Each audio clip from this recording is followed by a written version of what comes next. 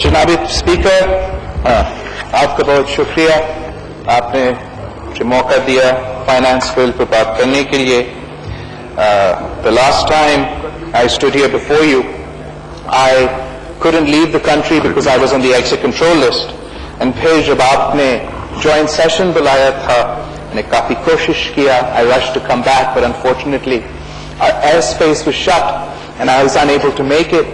और फिर एक बार फिर it's rather unfortunate that for the last 2 days we were unable, and I believe that both the opposition and the Treasury benches share some of the blame on this, but we were unable to run the business of this House, particularly given the circumstances our country are facing. That was indeed unfortunate, but we're very grateful that today you are allowing opposition parties to speak on the budget. It would have been an unprecedented move were there not to be a debate on the budget. And while we thank you for that, I must reiterate on the floor of the House that it would be the most appropriate if there was a complete and proper debate on the finance bill. First of all, Mr. Speaker, I would like to take the opportunity to pay tribute to our brave soldiers who sacrifice so much to keep us safe. I would like to pay tribute to the Pakistani Air Force, which has once again proven that they are indeed the best Air Force in the world.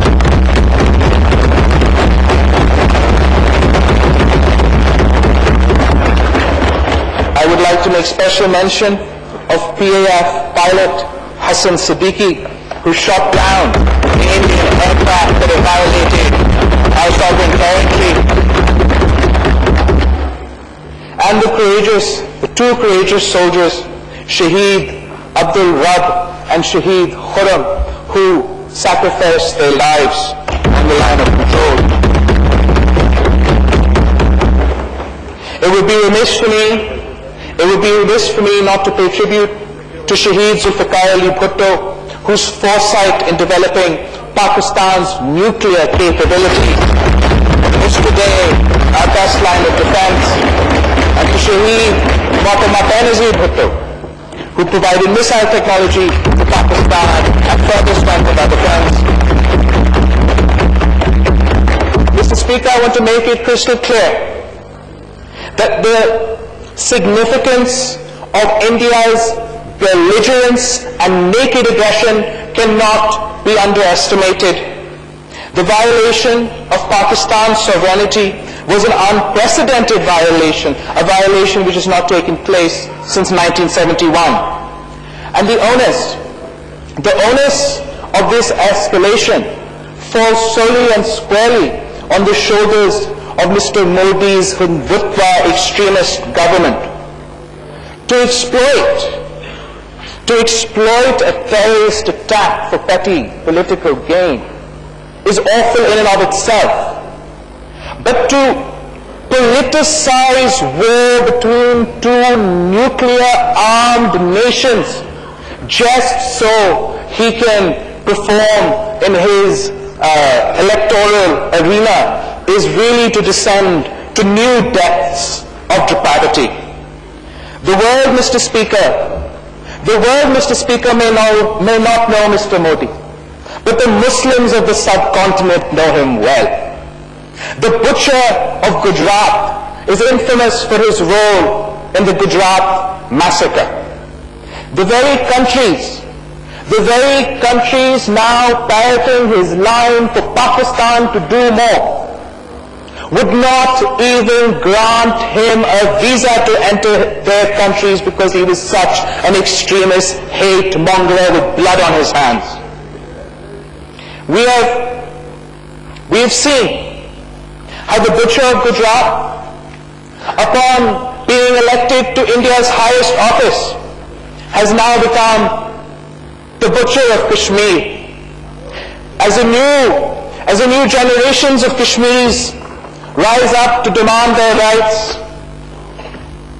Modi's tyrannical government has broken all records of inhumanity.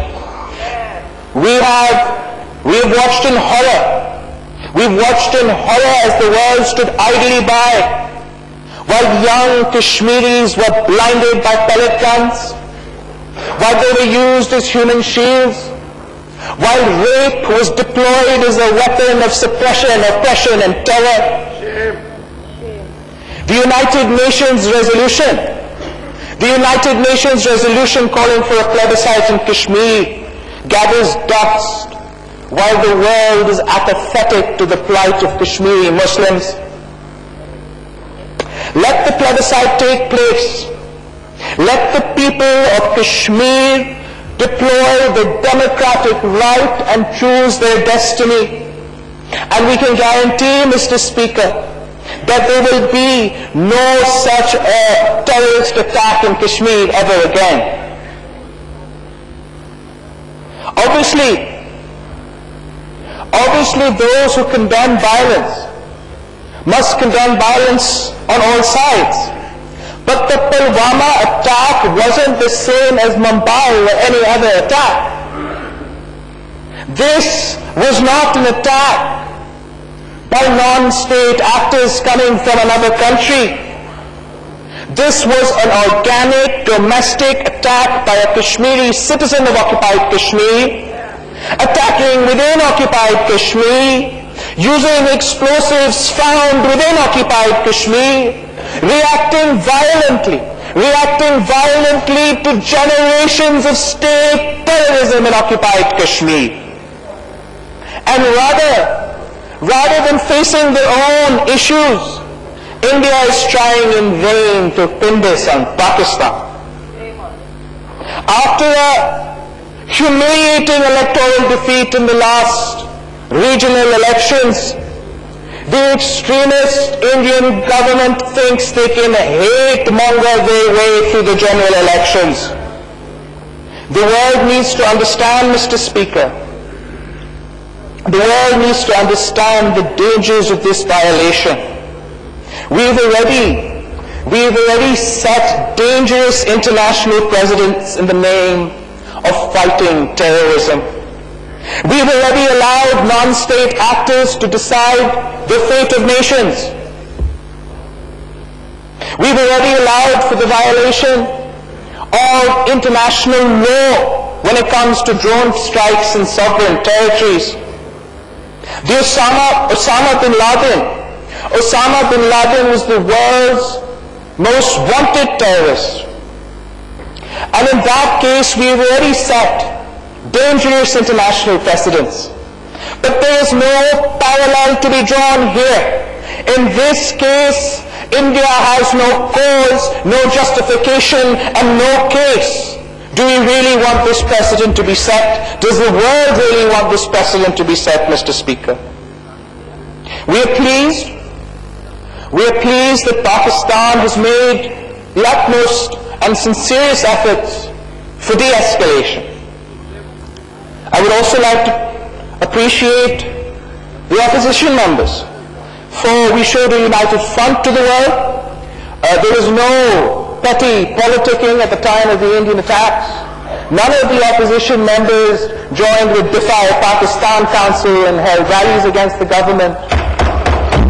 None of the opposition members dared to declare Imran Khan a security risk for trying to make peace overtures to India. Hopefully, we have drawn a line in the sand, and that sort of politics is in the past, Mr. Speaker.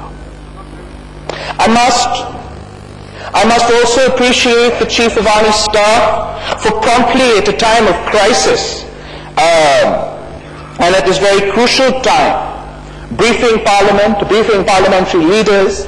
This is how democracy functions, Mr. Speaker. At the same time, it was incredibly unfortunate that the Prime Minister chose not to attend. This was the wrong message to send the world, in my opinion.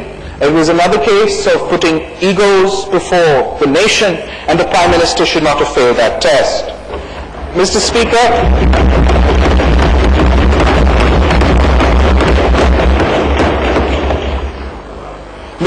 it is my opinion that the Prime Minister has taken a risk in returning the Indian pilot so soon.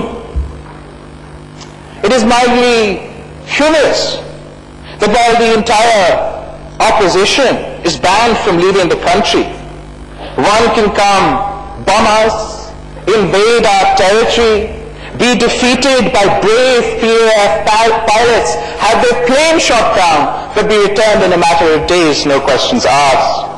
We all believe in humanity and de-escalation, but there has to be a strategy.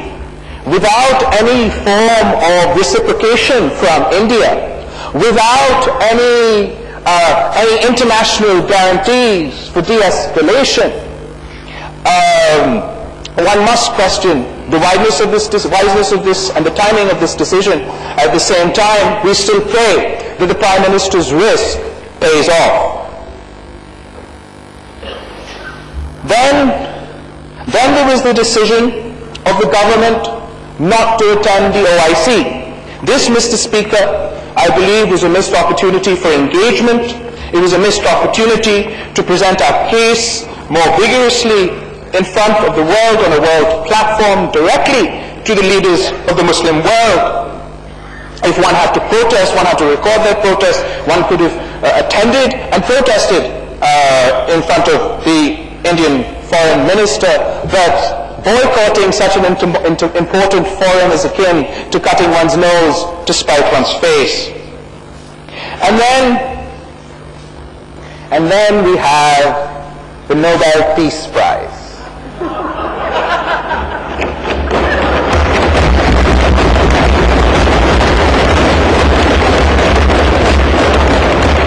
I don't know, Mr. Speaker.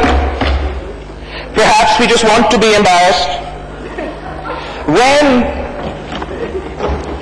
this resolution, इसके बारे में prime minister साहब की एक खुद वजाहत while if this resolution was defeated, it would have been an international embarrassment that at a time like this the National Assembly had voted down the resolution. And if it had passed, if this House truly believed that Mr. Khan was worthy of the Nobel Peace Prize, at a time when there is threat of nuclear war, planes are falling from the sky, your soldiers are being martyred on the border, then we would have been nothing less than an international joke. Therefore, I'd like to appreciate, Mr. Speaker, I'd like to appreciate that the government has taken a U-turn on this position as well.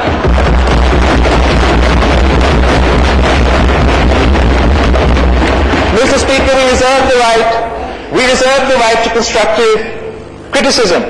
However, when it comes to actively resolving this conflict, when it comes to concrete steps towards de-escalation and showing unity on the world stage, this House stands with the government and the opposition is at your service.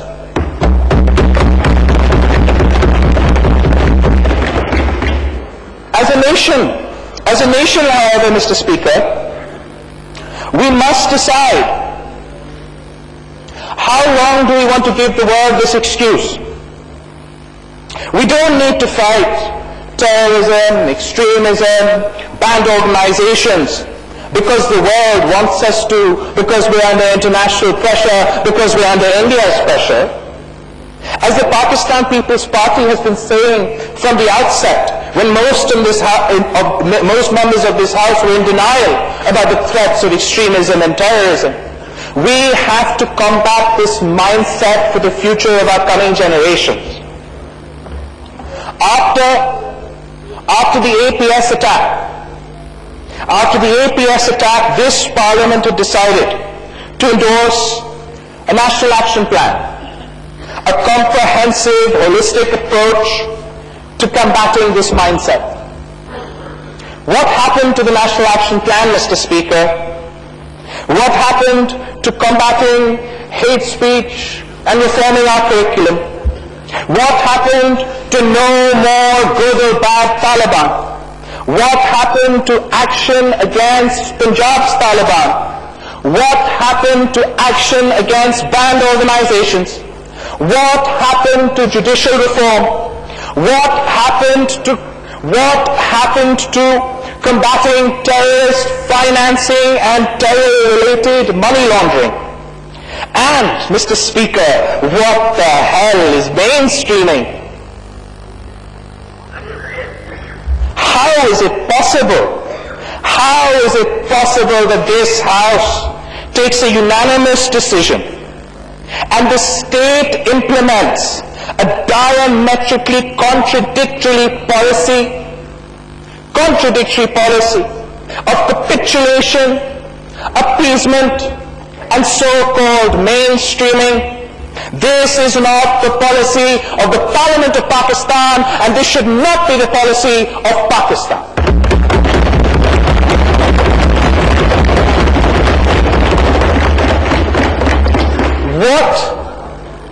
What sort of sovereign country tolerates the existence of such organizations within its midst?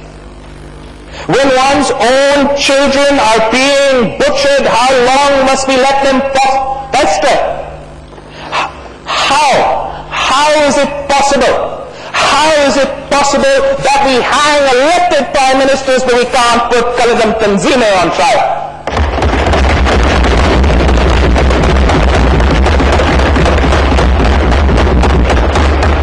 How is it possible that there is ihtisab only for the opposition, but no ihtisab for banned organizations?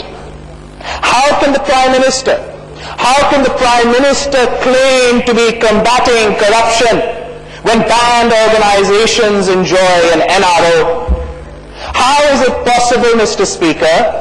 How is it possible that there can be a JIT on my breakfast, but we can't have a JIT on Qaumi Tanzime ya Islam?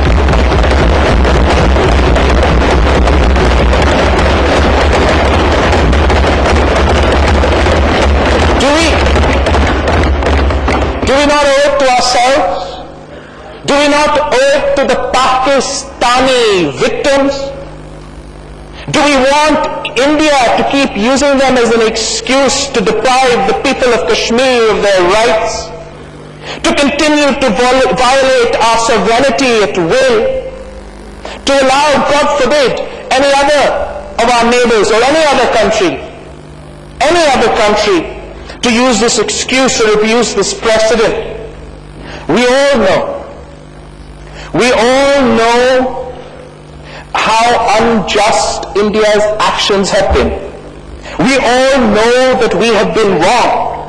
We should also know that by not implementing the National Action Plan and by not acting on FATF guidelines, we are making our own case weaker. We have heard recently in the news, Mr. Speaker, that Pakistan is considering to take action. We welcome this. We hope it is true. But we heard the same after APS. We consistently heard the same no matter who is Interior Minister in Mr. Sharif's time. We heard the same for the last 6 months of this government. We hope, Mr. Speaker, that this time is different. We've shown the entire country, and we've shown the entire world that we can be united. We've shown that we can talk the talk. Now it's time for us to walk the walk. But we need not only take on extremism and terrorism for our own survival. We also need to win hearts and minds. We need to have an economy that works for all, so that desperation and deprivation do not provide the cannon fodder that extremism feeds on. Unfortunately, we've not seen any effort to build an economy from the bottom up. The government came into power on the promise of Tabdili. Let's pause for a moment and take a look back at what Tabdili this government has brought. What Tabdili has given us. It has given us electricity price bomb, gas price bomb, and inflationary pressure like we haven't seen for many years. All under the slogan of poor friendly. I ask you, Mr. Speaker, as the finance minister bothered to ask anyone making the minimum wage how he manages to feed his children, send them to school, take care of their health and pay his bills. We have made it impossible for the poor to breathe in this country, Mr. Speaker. When a new government comes in, all eyes are on it. How will they be able to reform and restructure our economy? Signaling is very important. Mr. Speaker, we see no directional change. We see no commitment to the state to take responsibility, to take care of those living in abject poverty. We see no structural reforms, no new direction to boost the agricultural sector, to boost the industrial sector, to make our stock exchange more effective. We also see no direction to stop the bleeding of state enterprise. Tax collection. Tax collection has been below target and is declining in real terms. We need to seriously think about how to make Pakistan a sovereign economy. This country has got far too many resources. The most important of all, its people, to have to remain reliant on the largesse of our friends to pay our bills. The Sindh government, Mr. Speaker, the Sindh government is the only government that not only meets its revenue targets, but surpasses them. If the federal government cannot meet its tax collection targets, if they do not have the competence for this, we offer up the services of the Sindh government. Hand over federal tax collection to the Chief Minister of Sindh as well. We'll perform for you, Mr. Speaker. Mr. Speaker, I see no direction from this government to make Pakistan economically sovereign. There is much this government has given us to complain about. The most serious damage they have done is trying to fool this nation's poor. We have been given sermons on austerity and cutting costs, but the facts tell us another story. The facts say the current expenditure is up by 439 billion rupees.